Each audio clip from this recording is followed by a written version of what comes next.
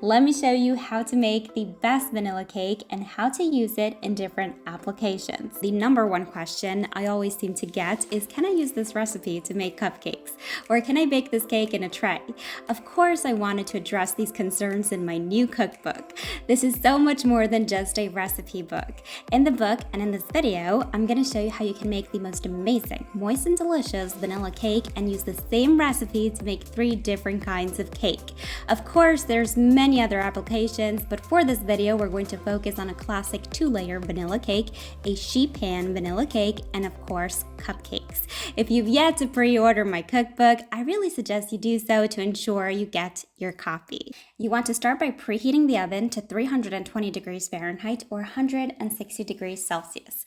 Baking cakes at a slightly lower temperature that is commonly recommended avoids unwanted caramelization and hard bits of cake, so it yields a tender and softer vanilla cake. In a big bowl, whisk together flour, baking powder, and salt. Set the dry ingredients to the side and we're ready to make the cake batter. In a stand mixer using the paddle attachment or in a big bowl such as this one, you're going to cream together the softened butter, oil, sugar, and vanilla extract. The butter adds flavor and the oil keeps the cake tender. There's a big misconception when it comes to making cakes. A lot of people think you need to cream the butter for a long time, but in reality, the more you cream the butter, the more air you incorporate and the more likely the cake will dome and crack. After many years of running bakeries, I found the sweet spot to be anywhere between 30 seconds to 1 minute. Add the eggs one at a time, and you want to mix until each egg is fully incorporated. Again, this shouldn't take more than 10 seconds per egg. The reason we add 1 egg at a time is to avoid the mixture splitting. Give the bowl a scrape. Get the sides and get the bottom. Add the dry ingredients, the yogurt, and milk.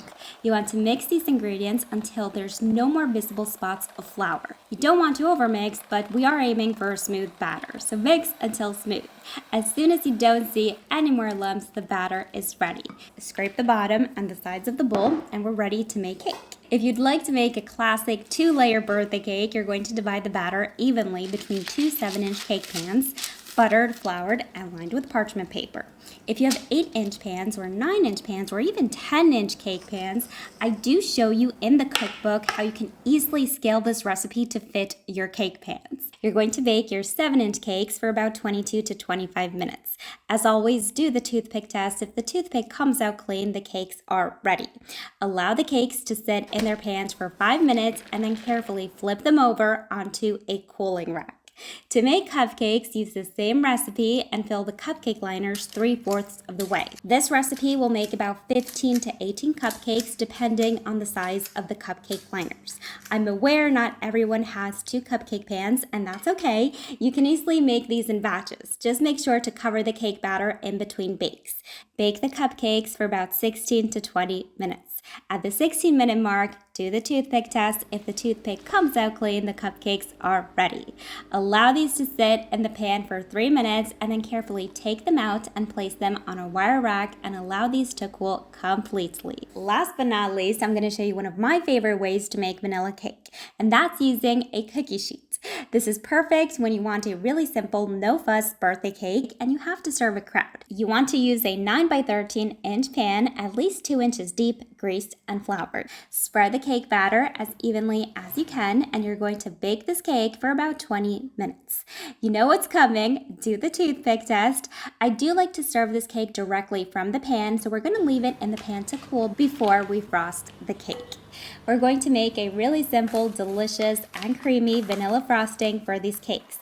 Now, of course, since these are different style cakes, it's a given that you will need different amounts of frosting for each cake. And I know for beginners, this can be overwhelming if I tell you to only make 2/3 of my buttercream frosting for the cupcakes or 1/3 of the buttercream recipe for the sheet cake. So to avoid a big headache and to simplify your life, I have taken care of that for you. You can find the exact proportions of each frosting for each style of cake on my website. But of course, feel free to use whatever frosting you like and love and prefer. If you've never tried my vanilla cake, it's moist and tender, and I think this is your sign to give this recipe a go. Whether you like a classic style birthday cake, a simple sheet cake, or fun tender cupcakes, this recipe really is a winner. If you like cake recipes like these, I have 2 whole chapters in my cookbook devoted to cakes, plus some extra special holiday cakes in the holiday baking chapter. So make sure to pre-order to make sure you get your copy of the cookbook.